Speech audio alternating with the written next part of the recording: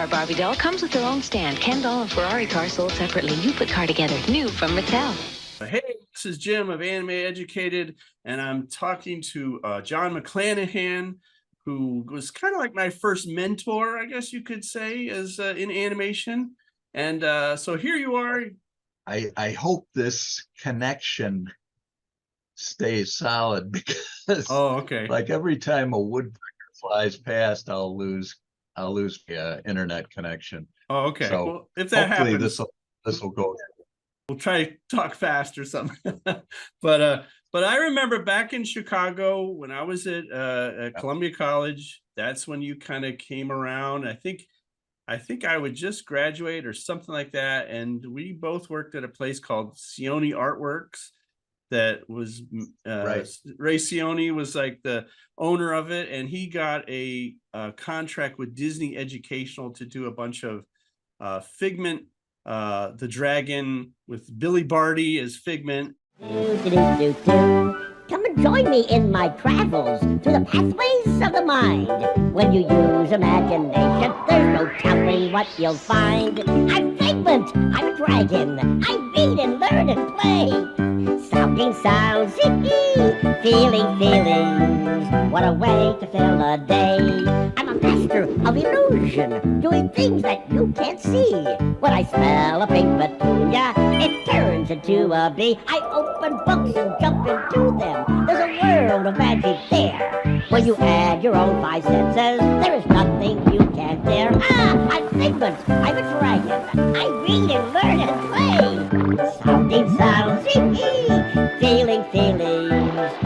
What a way to sail a day. I'm Figment, I'm a dragon. Oh, golly double G, just use the magic in your mind. I'm Figment, that's me. You came in, you started working on Figment, and we both kind of started working on that. And I was kind of just helping you out because you would just hand me stuff and I would try to fix it up or, do what you wanted me to do with it.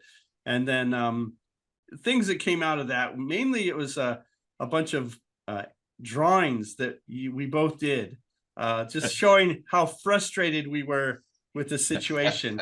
This was Figment the Dragon. This is what we got from Disney. Kind of a, interesting looking dragon, kind of, with the big eyes and, with the beak. That's the expression sheet. And then the other one was just kind of the construction model.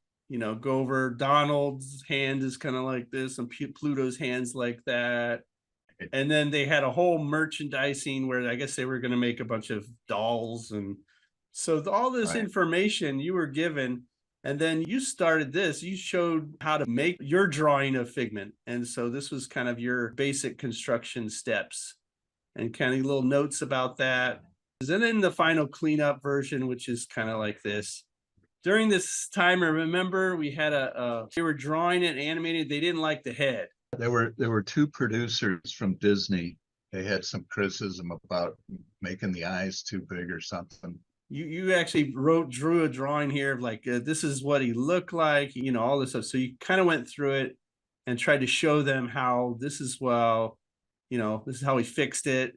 And, hope that they got that. So, I mean, that's kind of a good general rule, is try not to show characters. But the problem with front on is that it's too symmetrical and symmetry is a bad design element. That's what they told me in art school. But yeah, that's just little basic things that we kind of learn as we go through all this stuff. And then we had this one here. This was the, how they said, okay, yeah, his eyes are too big, and then it says, oh, this is a good one. This is good. But the horns, they're too pointy. So if you want to just fix those horns up, that'd be great. Oh, yeah. Now this one we really love. Make the cheeks a little bit fatter right here. And then, of course, yeah, that's it. He's much more rounder. Yeah, that's really great. But let's make his mouth just a little bit rounder in here. But of course, those they're all the same drawing. Yeah, I know. And then you took it further. You're like, okay, his neck's too long, so he shrink his neck, and then his head's too long, and then so it's just getting worse and worse and worse, and then he's getting smaller and smaller, and then he's like not even there. Oh man, I had too much spare time, I think.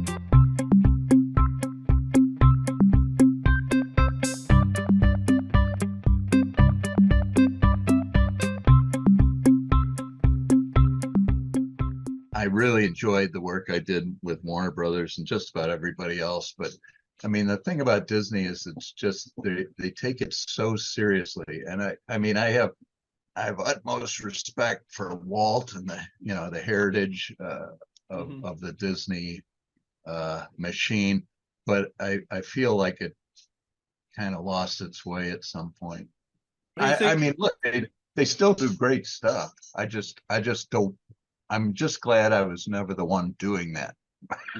Yeah, got it. Yeah. So jumping forward, I remember you left Sione and you went right across the street, and you had a little place that you were calling.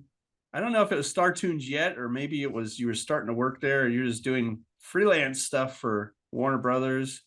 I think you're doing a lot of storyboards or something. Yeah, at first I got some storyboards from there was a producer in LA. His name was Kay Wright, and he was very kind to sort of set me up with, hey, we're going to be working on this series. And I think the first one he talked to me about was The Incredible Misadventures of Ed Grimley. Back then they were taking live action and making it cartoons instead of the other way around. So he said, you've done storyboards, haven't you? And I had not ever done a storyboard before.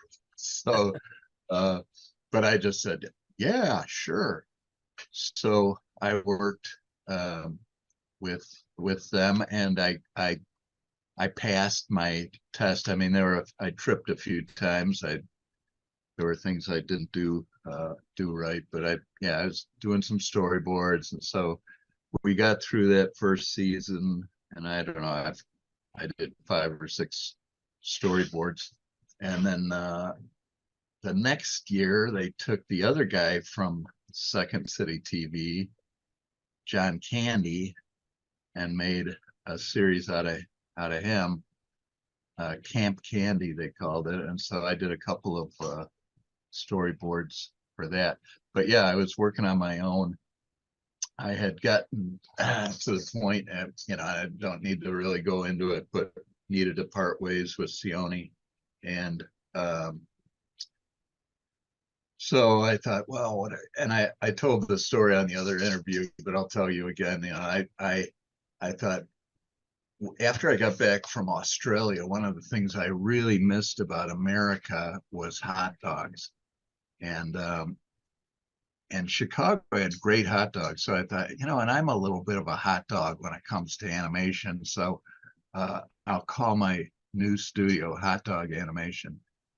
And so I remember telling my sister-in-law that, and she was like, she had been like a bank vice president. And she had like a business degree and all this stuff. And she's like, no, you don't want a hot dog. That doesn't really work. Why don't you call it and her maiden name had been Karen Starr. That was her maiden name, Starr, Starr. She said, you could call it StarToons. And I said, okay, sure. So Jay Lynch. Maybe that was the guy.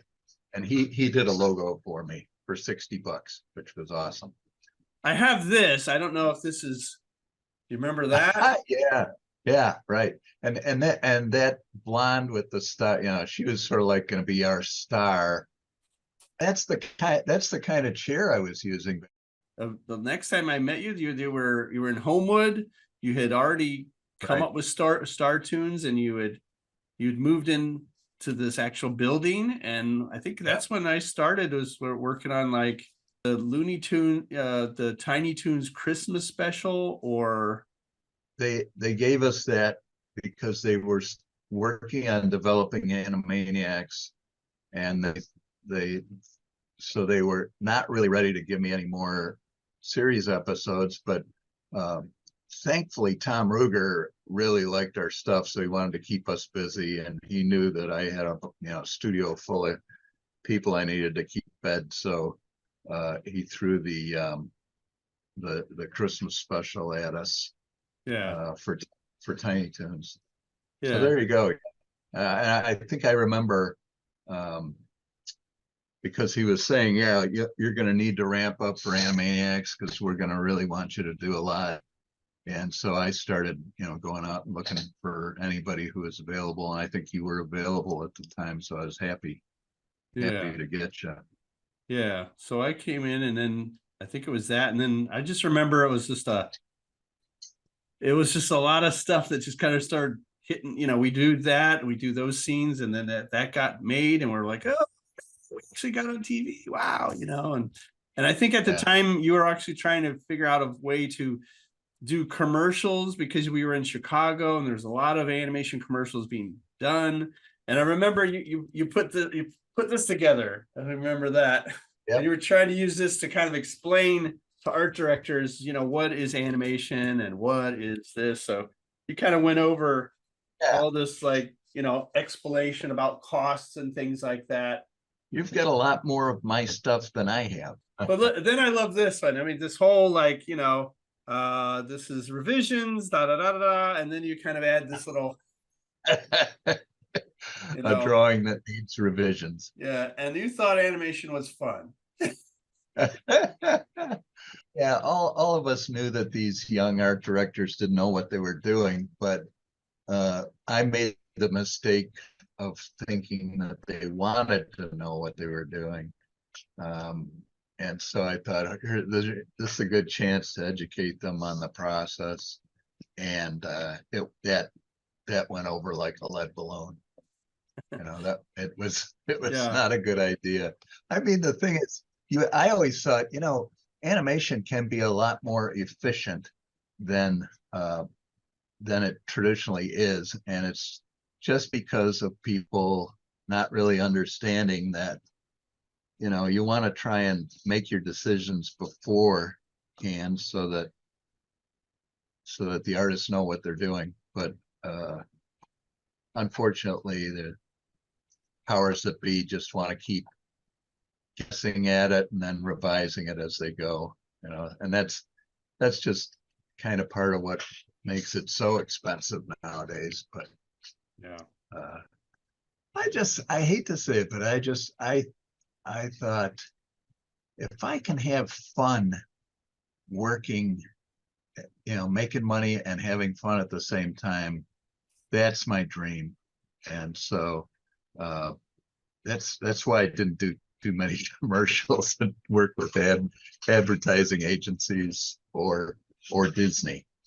So, yeah. Because I really never wanted to be an employer. I kind of did it just to survive. I told people I started StarToons so I would have somewhere to work, but I tried to build it up on my reputation, but when it got to be like I had a couple employees at first when I was across the street from Sione, and I'd have to like talk to them and negotiate with them about, hey, I really can't use you 5 days a week, but if you could come in every Monday and Friday, I could pay you. And then, when we moved into that building in Homewood, I mean, I think we started out with like 17 employees, and I was already starting to just lose sleep, because it was just so many people working for us that were depending on us for an income. And it was just scary to me because I've never been a good salesman. I've just always been I just like to do the animation work. So, and we never really did find anybody to represent us, to have a rep who would go out and find work for us, because they always wanted, to be paid this great salary for nothing. I was like, well, here's the deal. We'll pay you if you get us anything. And they'd say, oh, okay. And then they'd never come back, so, yeah. So it just, it was scary. I mean, it's scary trying to start a business, and it's scary trying to keep it going. And we had our ups and downs, and, I guess it was a big deal that we stayed in business for 10 years. So it was a fun run. Yeah. So when you kind of got out of this, I mean, was this a bad time? Was it one of those things where I was like, either, yes, it's time to stop this, or was it this like someone else came in and, like, wait a minute, what happened?